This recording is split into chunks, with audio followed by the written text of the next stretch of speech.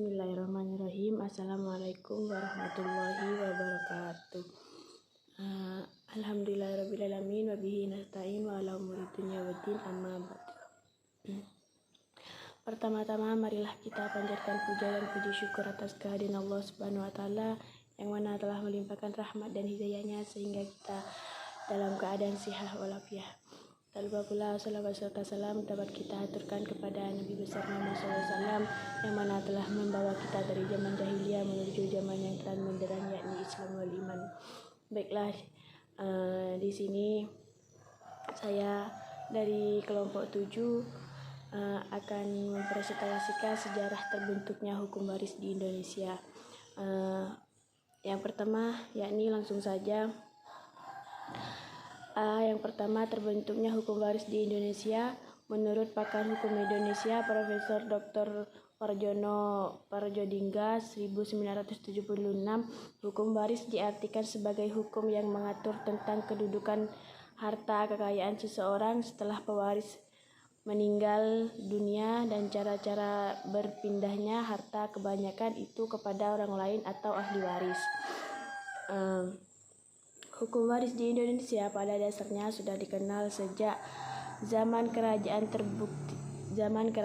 Terbuktinya dengan banyaknya kerajaan-kerajaan Islam yang sudah menerapkan hukum kewarisan di daerah masing-masing. Ketika masa penjajahan datang, Indonesia sudah melaksanakan hukum agama Islam yang kemudian tetap dilanjutkan dan diakui kewenangan hukumnya. Terbukti mereka membuat aturan agar rakyat Indonesia tetap memakai hukum yang sudah berlaku di lingkungannya. Hanya saja ketika datang Snok-Harger yang mereka angkat sebagai kesultanan hukum, mereka munculkan ide agar hukum Islam kewarisan disesuaikan dengan hukum adat. Setelah masa kemerdekaan, teori Recepti ini dirubah oleh Hazarin dengan teori Recepti Exit. Menurutnya, teori ini adalah teori iblis yang dilanjutkan oleh muridnya Syekh Tholib dengan melanjutkan teori-teori seperti yang berarti bagi orang Islam berlaku hukum Islam.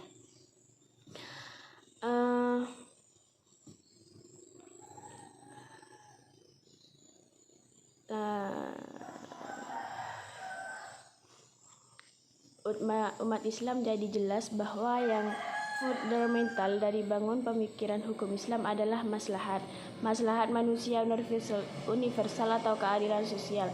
Karena itu, tawaran ijtihad baik didukung dengan nas ataupun tidak yang dapat mewujudkan kemaslahatan manusia adalah sah, dan umat Islam terkait untuk mengambilnya dan merealisasikannya. Yang kedua, yakni penggerak pertama kali hukum waris di Indonesia. Indonesia menyatakan dirinya merdeka pada tanggal 17 Agustus. Pada tanggal 18 Agustus 1945, hasil rumusan rancangan Undang-Undang Dasar oleh Panitia Persiapan Kemerdekaan Indonesia disahkan menjadi Undang-Undang Dasar Negara Republik Indonesia tahun 1945. Dengan pernyataan Indonesia merdeka berarti berpengaruh terhadap sistem hukum di Indonesia. Selanjutnya pasal 8 tentang aturan peralihan Undang-Undang 1945 ditekankan bahwa hukum waris kolonial Belanda masih tetap berlaku selama jiwanya tidak bertentangan dengan Undang-Undang Dasar. Dalam ini, Hazari memahami pasal tersebut bahwa hukum kolonial Belanda yang hasil produk teorinya respekti dianggap tidak berlaku lagi, harus exit karena bertentangan dengan Al-Quran dan Sunnah Rasul. Dengan populasi warga negara Indonesia yang mayoritas beragama Islam dan dalam memahami ajaran agama yang bersifat totalitas, maka perkembangan selanjutnya ahli hukum Islam Indonesia berusaha agar hukum Islam itu menjadi hukum nasional dengan upaya seminar nasional dalam pembentukan hukum. Hukum Islam dijadikan sebagai salah satu sumber di samping hukum Eropa dan hukum adat. Karena itu, nilai-nilai hukum Islam tidak boleh dari doktrin agama Islam. Suatu realitas sejarah yang tidak dapat dipungkiri oleh ahli hukum nasional, sosok Nazarin dengan teori kewarisan bilateral dan konsep mawalinya. Nazarin mengetahui betul bagaimana kondisi hukum Islam di Indonesia dikaitkan dengan hukum adat. Dengan keahliannya bidang hukum, maka menurutnya teori respekti yang diciptakan oleh Schneerhager pada akhir abad ke-1 telah menjadi hukum Islam tersingkir oleh hukum adat. Oleh karena itu, Nazarin tidak segan-segan lagi untuk menyebut teori ini teori iblis. Ide Nazarin dalam pembaruan hukum waris yang pada intinya adalah: pertama, ahli waris perempuan sama dengan ahli laki-laki dapat menghalangi ahli waris yang lebih rendah.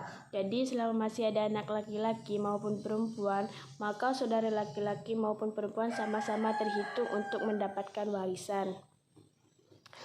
Kedua, hubungan kewarisan melalui garis laki-laki sama kuatnya dengan garis perempuan. Karenanya pengalihan ahli waris menjadi asobah dan zawul arham tidak diakui dalam teori ini. Ketiga adanya ahli waris pengganti tidak berhalangan oleh ahli waris lainnya. Selanjutnya saya berikan kepada rekan saya, yaitu Muhammad Soleh. Dipersilahkan.